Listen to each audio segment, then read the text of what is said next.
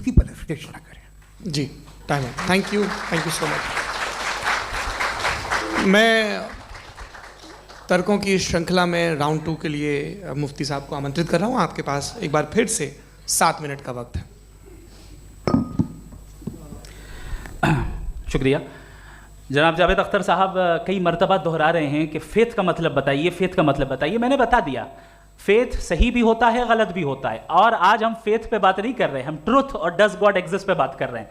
क्या does God exist, ये truth यानी गॉड है या नहीं है, इसमें से दोनों ट्रुथ क्या है। अब आप उसे फेथ कह लें, बिलीफ कह लें, नॉट माई बिजनेस।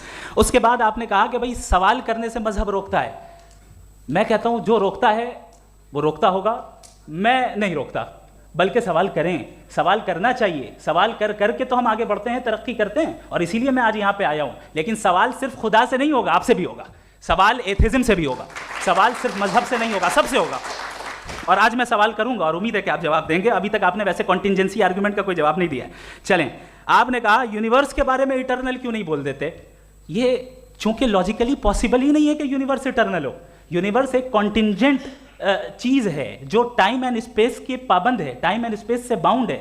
जो टाइम एंड स्पेस से बाउंड होगा वो कॉन्टिंजेंट होगा, जो कॉन्टिंजेंट होगा वो उसकी बिगिनिंग हुई होगी, जिसकी बिगिनिंग हुई होगी वो इटर्नल नहीं हो सकता। ये तो कॉमन सी बात है। आपने कहा कि किसी मजहबी किताब में डायनासोर का जिक्र नहीं है। अफसोस कि आज तक किसी मैथमेटिक्स की किताब में मुझे डायनासोर का जिक्र नहीं मिला।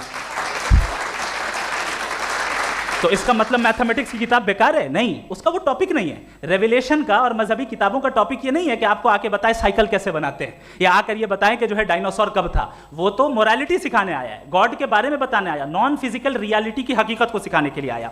रिलीजियन साइंस को रोकता है? नहीं रोकता। अगर रोकता है तो गलत करता है। रिलीजियन साइंटिज्म को रोकता है, जिसमें हमारे जावेद साहब मुब्तला है।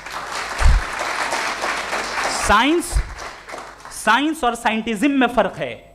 साइंटिज्म यह है कि आप समझें कि साइंस और साइंटिफिक मेथोडोलॉजी ये नॉलेज को हासिल करने का वाहिद सोर्स ऑफ नॉलेज है। यह है साइंटिज्म। हम इसे रिजेक्ट करते हैं। हम साइंस को तो तरक्की करते हैं। भाई आप हमारी पूरी तारीख कर लें, पढ़ लें तो आपको पता चल जाएगा। बहरहाल ये अलग टॉपिक है।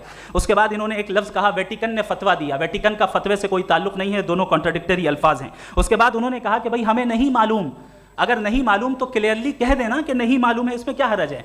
तो वही तो मैं कह रहा हूं ना कि आप कह दें कि नहीं मालूम, लेकिन क्लेम क्यों कर रहे हैं कि गॉड एग्जिस्ट नहीं कर रहा है।